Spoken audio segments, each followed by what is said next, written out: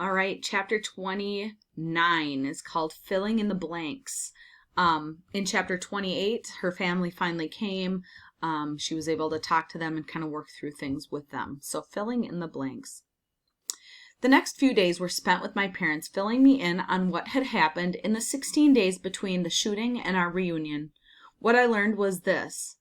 As soon as the bus driver, Usman Bahi John, realized what had happened, he drove me straight to the SWAT Central Hospital. The other girls were screaming and crying. I was laying on Moniba's lap, bleeding.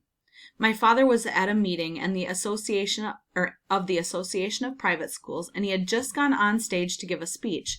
When he finished and learned what had happened, he rushed off to the hospital. He found me inside, lying on a stretcher, a bandage over my head, my eyes closed, and my hair spread out. "My daughter, you are my brave daughter, my beautiful daughter," he said to me over and over, as if saying it could awaken me.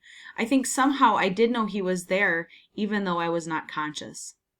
The doctors told me that the bullet had not gone near my brain, and the injury, had told him that the bullet had not gone near my brain, and the injury wasn't serious. Soon the army took charge. By 3:00 p.m. I was in an ambulance on the way to a helicopter that would take me to another hospital in Peshawar. There was no time to wait for my mother, so Madame Mariam, who had arrived at the hospital soon after my father, insisted on coming in case I needed a woman's help. My mother had initially been told I was shot in the foot.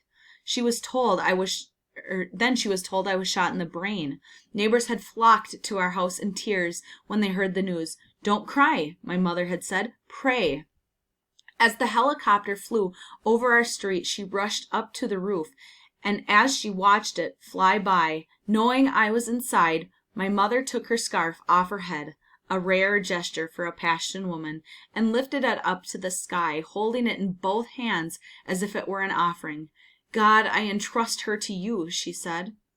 Poor Atal had found out about the shooting when he had turned on the TV after school, and he realized that if he hadn't had a tantrum about riding on the tailboard, he would have been on that bus too.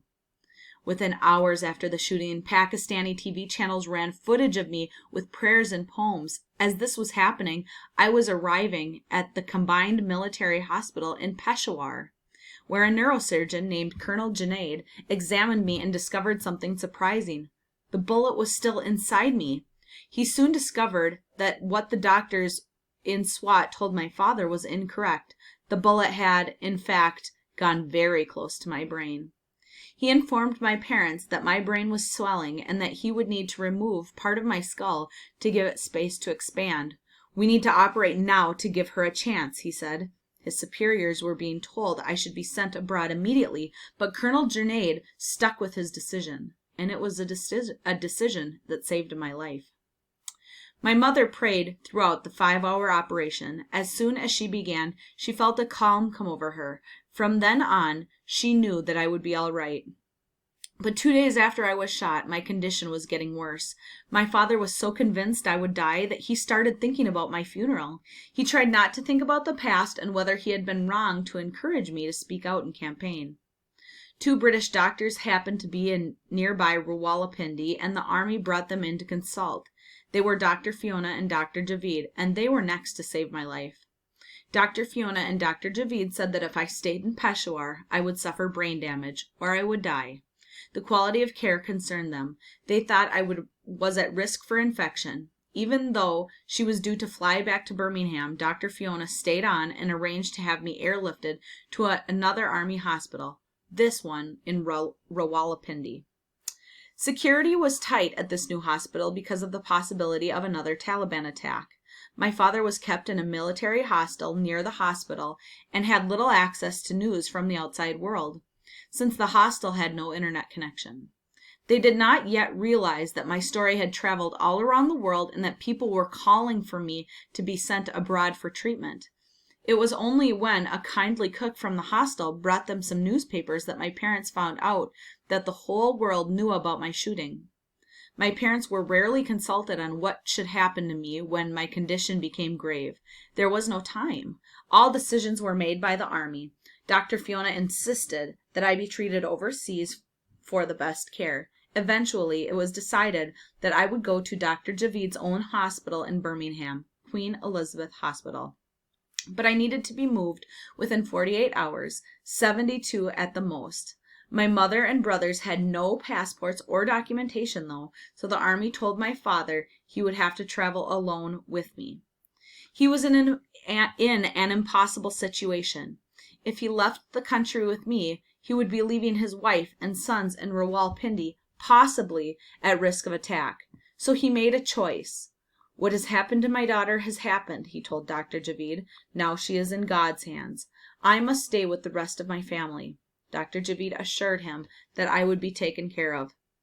Isn't it a miracle you all happened to be here when Malala was shot? My father said. It is my belief God sends the solution first and the problem later, replied Dr. Javid.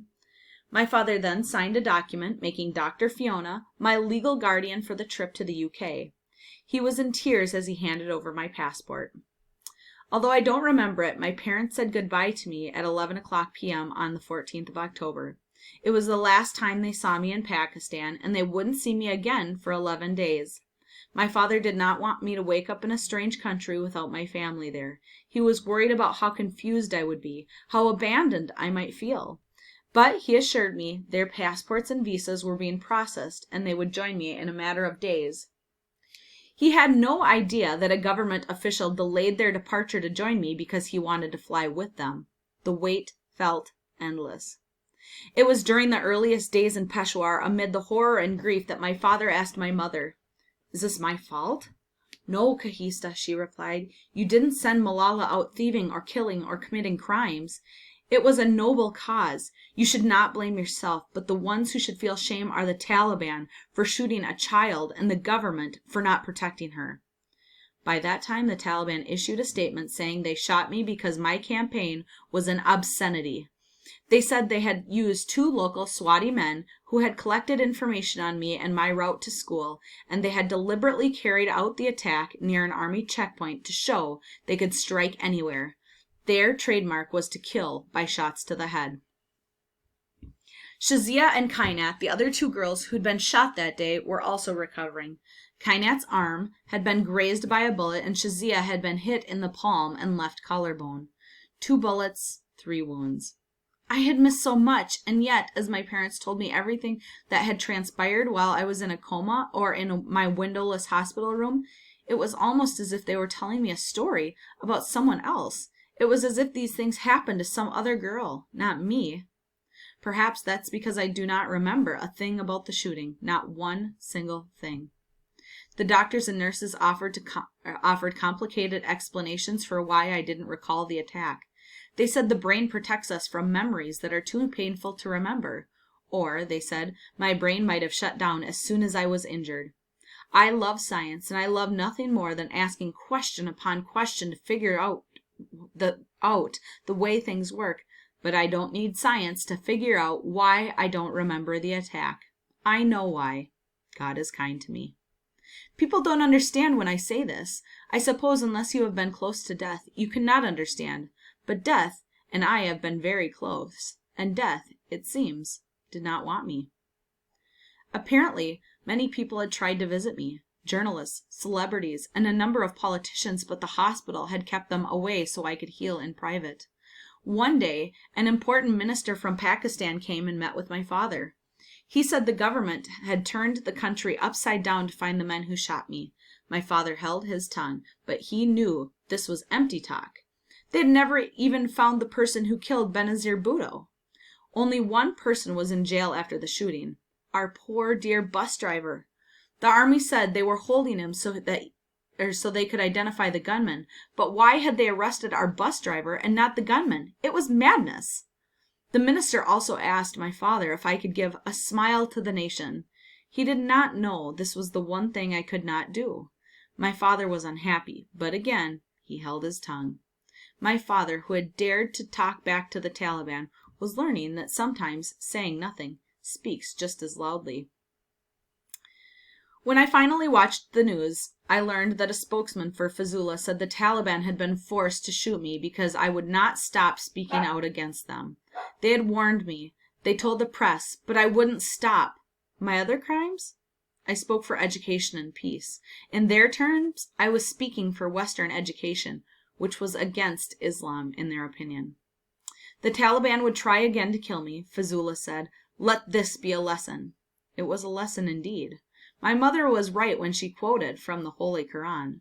Falsehood has to die, she told me all those years ago when I was considering doing the blog for the BBC, and truth has to come forward. Truth will always triumph over falsehood. This is the true Islamic belief that has guided us on our journey. The Taliban shot me to silence me. Instead, the whole world was listening to my message now. And that's where we'll end.